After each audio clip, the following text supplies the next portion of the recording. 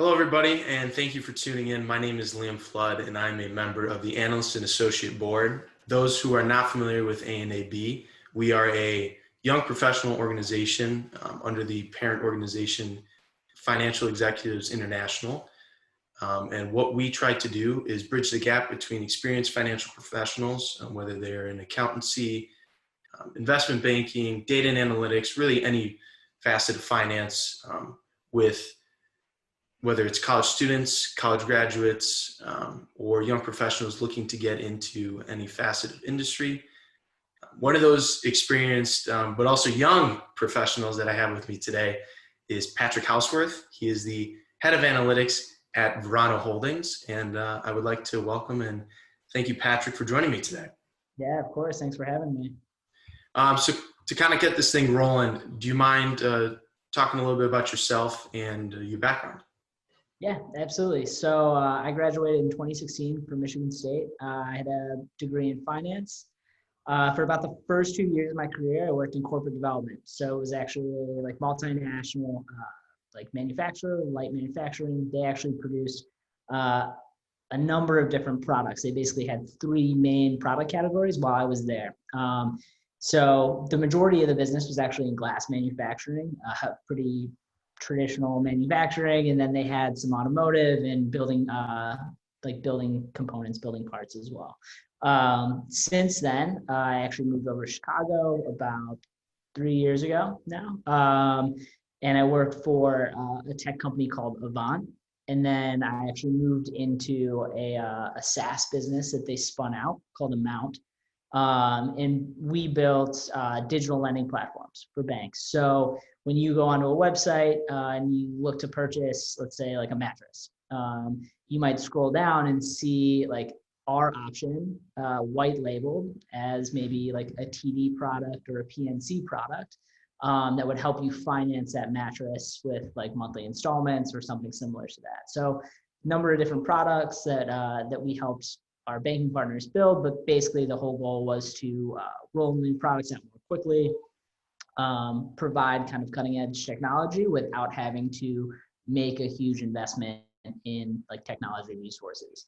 So they could focus more on policy and let's say like the financial aspect of it, and we would build out like the technology capability for them. Yeah, and so in the last 6-7 months now, I've been with Verano Holdings. Verano is a fully vertically integrated cannabis cultivator, processor, and retail dispensary as well. So we will grow the plant and also turn it into, let's say, a vape cartridge or an edible, and then actually go all the way to consumers through those retail dispensaries where we sell the product. So you kind of touched on this a little bit, just now. For those maybe not familiar with the industry, what does your role of head of analytics kind of look like for Verano Holdings, which is how you just mentioned a cannabis company? Yeah, absolutely. And I think so far my experience has been that each, let's say MSO, multi-state operator, each MSO handles things a little bit differently. So the industry kind of runs the gambit right now from your mom and pops, like you might have a one-off retail dispensary, or you have sort of these like boutique cultivators that only have one facility and they produce in one state maybe. The MSOs, typically, I should say most, but not all, are vertically integrated like us. It kind of varies state by state based on compliance, and a lot of times you might be able to get one license but not another. So you could maybe do processing, or you could cultivate, or you could have a retail dispensary, but you might not have all three. Like it's a very capital intensive industry. So I think for a lot of companies, acquiring all of those different parts is a challenge. My role in analytics, that was a long-winded answer, but my role in analytics is basically to really inform the decision-making that we do every day. And that sounds very broad, and that's intentional. My day-to-day never looks the same. I think that we handle a lot of the operational stuff, but we also work a lot in strategy and kind of high level, just trying to inform, let's say, product mix is an easy example. So we'll have a product roadmap, and the product roadmap typically, if we're doing our jobs, right, it should be data driven. So the way that we do that, we have market research firms that might feed us data, and we have built out our own platform. So we've got ingestion and like storage, and then like a little bit of transformation and manipulation to present a BI tool that we think has like some compelling reporting in there. But that market research is going to tell us, all right, here are the flavors, the strains, the different product categories that are successful in, let's say, a market like Illinois.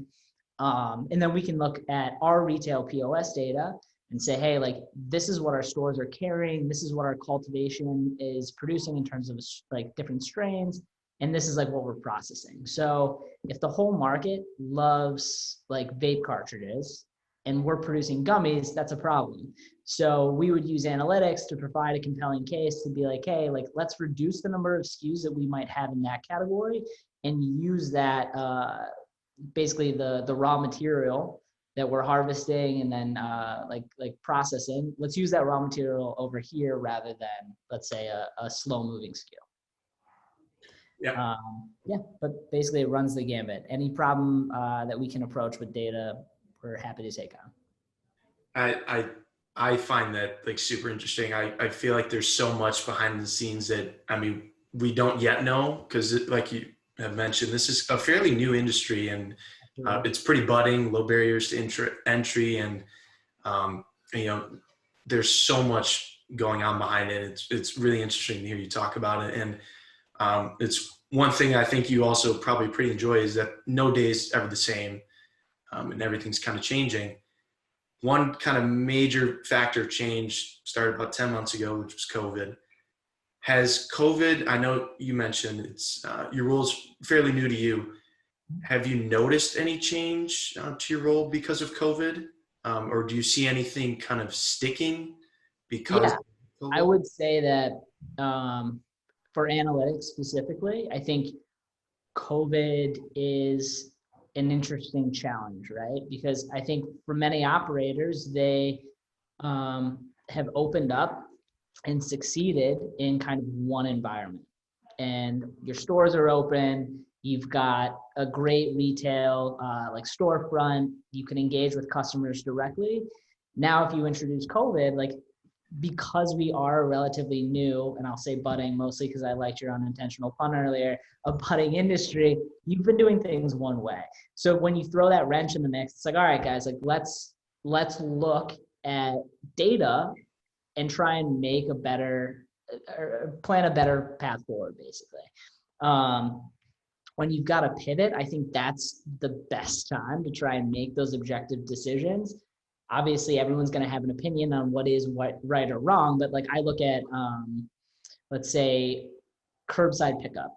Like, we can track whether or not somebody is placing an order online and whether or not they're going to go pick up in store or curbside. So, for instance, with COVID, we saw obviously a lot of online orders coming through. So we never truly shut down in a market like Illinois. I'm going to use this example a lot for all the people in the Chicagoland area, but Illinois never fully shut down. So especially like medical, you still have those medical sales coming through. You have people going in, picking up whatever they might need. But we see this shift to online ordering, so that way you don't necessarily have to be in person. You can maintain social distancing. Like, you're not putting yourself at risk, especially with those medical patients who are at a higher risk level than maybe say you or I. And from there, we can be like, all right, like, they're doing a lot of online ordering. So maybe we change the way that we staff, because like less people are coming into the store. The hours might shift to reflect the fact that I'm placing an order the night before and then going in first thing in the morning and picking up. Same thing with like curbside delivery, right? So we see more and more people using curbside delivery. It's convenient, it's fast. Like, you don't have to put yourself in a risky position if you can stay in your car and somebody is delivering to you. So using analytics, we determined like that was a great path forward. If we could offer more curbside delivery, there was demand for it. So as we went and bought more and more dispensary licenses and tried to build new stores, you have that in the back of your mind. And now the whole operations team knows, if we have this option, we should pursue it. So more and more of our stores, you'll see, are built out in a way that that basically promotes that curbside delivery. So. That's pretty interesting. I think, and maybe you agree with this as well. COVID, uh, throughout all the negatives, there are a few positives, and I think we're seeing a lot of innovation through business, many different industries, even cannabis. And I think one thing has been this curbside pickup. I, you would have thought that that would have been something that had already been implemented prior to COVID, just because it's fairly easy for the customer. But it's interesting to kind of see the innovation that's coming through all the facets of business and those changes being made. So to kind of switch gears a little bit, kind of focusing back towards you, your experience, though it is very new and fresh, it's pretty unique. What has kind of been your favorite role that you've experienced so far? Or if you don't have a specific role that you've enjoyed or have anything specific about that, what's kind of one role that you've kind of found to be your favorite? Yeah, so I think that's an interesting question. I think about sort of the teams that I put myself on or pursued, right? So whether it was Avant or Amount or Verano, like all of those places really promoted growth and were growing extremely quickly. And I think it's hard because you can chase growth for the wrong reasons. I think a lot of people will say, hey, like it's a cool up and coming industry. There's a lot of money pouring into it. Like maybe I'll be like able to tag along for the ride or something like that. I think what I've always found to be most fascinating with a fast growing company is that there are so many opportunities to take on challenges that weren't in your job description, right? So for me, I think my favorite role or like my favorite opportunities are the ones that are probably outside of what a traditional analyst might be. So I would laugh if somebody had told me a couple of months ago I'd be putting together sort of valuations and financial models around like harvest cultivation and like when like plants are going to be fully grown, but like that's an opportunity. And at the end of the day, you have these fantastic operators that have built a really, really strong business. We're there to provide the numbers to support the good decisions that are already being made, right? But on the flip side, just because there are, so few people that might have that analytical mindset that somebody like yourself might have, like you have the ability to go and apply yourself in any aspect of the business. So I think the best opportunity for me has been these smaller growing companies where I think it's important, like as a younger person, you're wearing a lot of different hats and you get those experiences that you might not otherwise in a fully built out, like developed company. I think the larger the organization, those roles are more clearly defined and that's great in a lot of ways. I know that I personally have loved like the challenge and also the opportunity with these small teams to be like, hey, like you've got a problem and I think I might be able to solve it for you. And then pursuing that to its end, basically. That's awesome. I think you bring up a lot of great points in that message. One of those being, I think a lot of recent graduates or young professionals see. I'm going to use this as an example. Investment banking. That's where the money is. So that's where I need to go. Like I need to catch that ride, and that's not always true.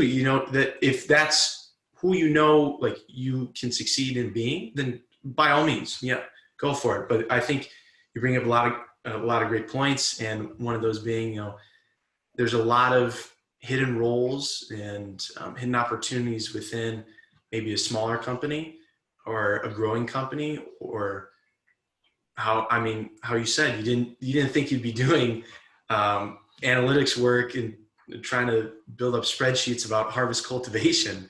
So I think trying to find those opportunities is very important. And that kind of leads me into my next question. You kind of took a big leap going from Amount to Verano Holdings, and I think it's paid off pretty well as you are now the head of analytics.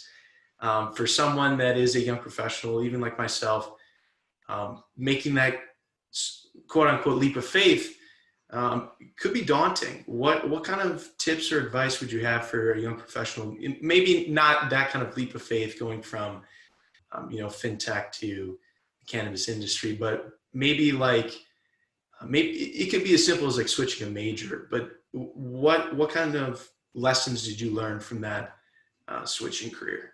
Yeah, absolutely. I think for me the biggest thing is like your age becomes an asset at that point, right? Like you're young enough that those risks shouldn't be as daunting as they might be if you're 50. Like if you wake up and you go into the office and you realize at 50 that like it's time for me to switch careers, that's a big challenge. But if you wake up at 22 and make the same decision, it's usually a couple of phone calls and like an interview and a resume you didn't want to have to rewrite. Like that's not the end of the world.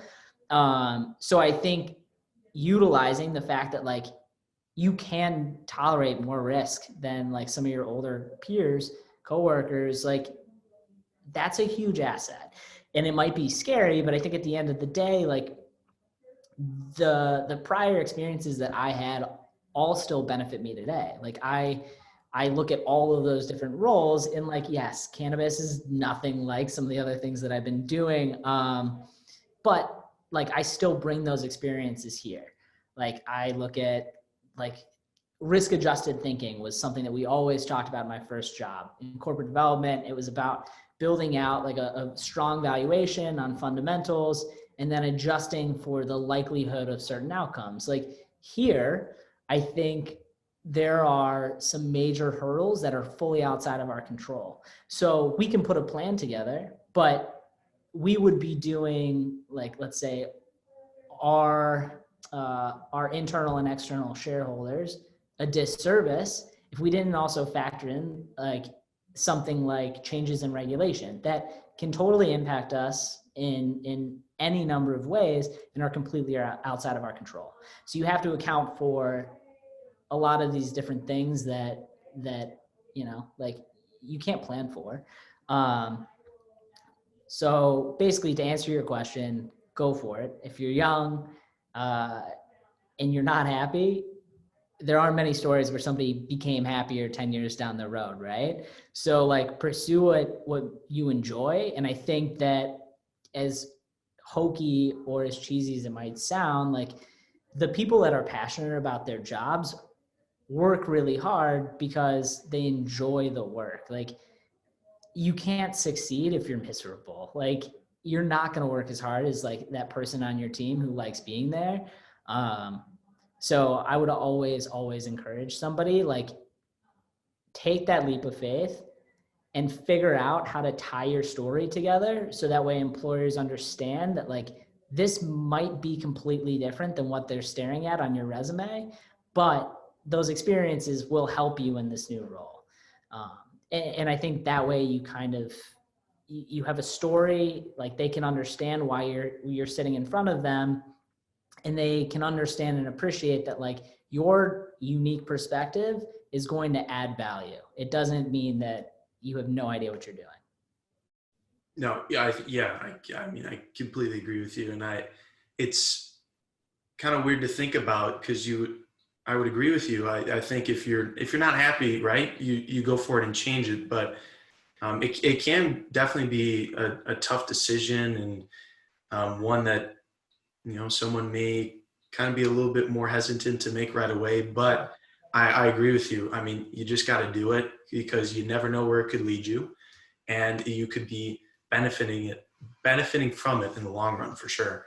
I mean, you kind of touched on something I wanted to lean towards a little bit, and you don't have to go too in depth about this, but where do you kind of see yourself in like 5 to 10 years? You are a young, experienced professional, and I think your experience, you can take it almost anywhere. Do you kind of have a 5 to 10 year plan that you're trying to follow right now, or is everything kind of just maybe go by the wind a little bit? I would say that I have found all previous versions of my 5 or 10 year plans to sound ridiculous 4 or 5 years after they're written. I think in general, I will continue to pursue challenges and opportunities that interest me, right? Like I think anything that I've done historically, while they might look different on paper, I went after it because it was an interesting problem. Like I was genuinely curious about like the questions people are asking, how we could solve it. And I think that like that always made me passionate about the work. It made me happy doing what I was doing. I think that obviously this industry is growing. There will always be opportunities as we continue to grow for people who can analyze a problem and provide a solution. Like it's that simple. So I don't know. To answer your question, I have no idea where I will be in 5 years. I think that I love the strategy of what we're doing. I love sort of like the competitive aspect of like, hey, you've got this huge market. Like we have no idea where things are going to shake out. I don't know if Verano is going to be the number one like producer, cultivator, retailer in the world or not. So I would love to see us get there, and I'm going to do everything in my power to like make sure that happens. But it's hard to predict. So at the end of the day, it's like I will continue to seek out like the most interesting challenge I can and do anything I can to make that something that we can turn into a success. I mean, I think that's the best answer, to be honest.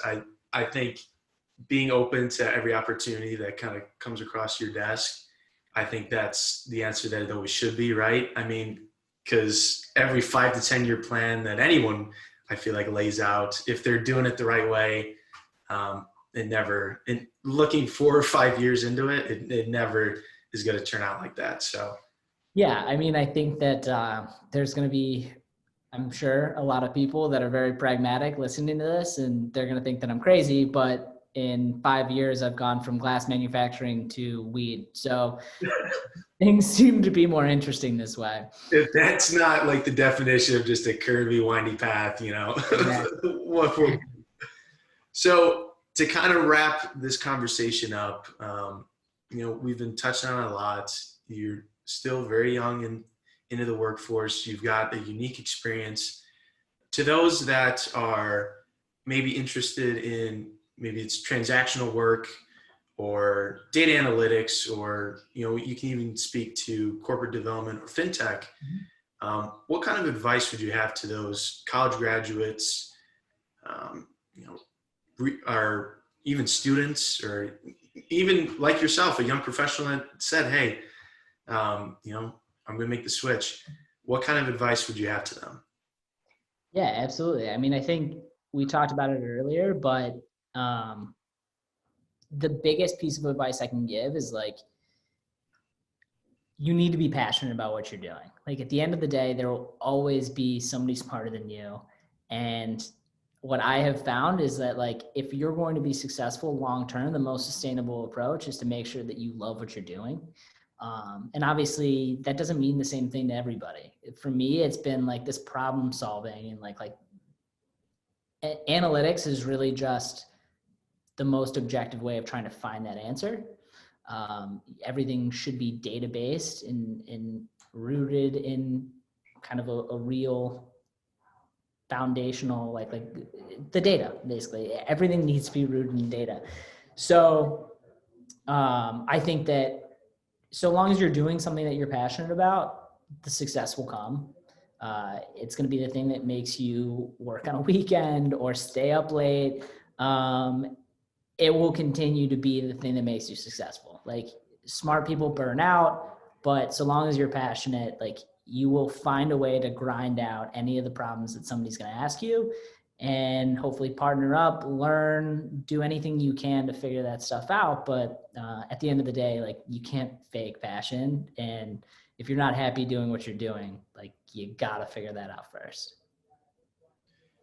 Patrick, that is fantastic advice, and I think you can apply that to almost any of roles that you have been a part of, or any facets of finance as well.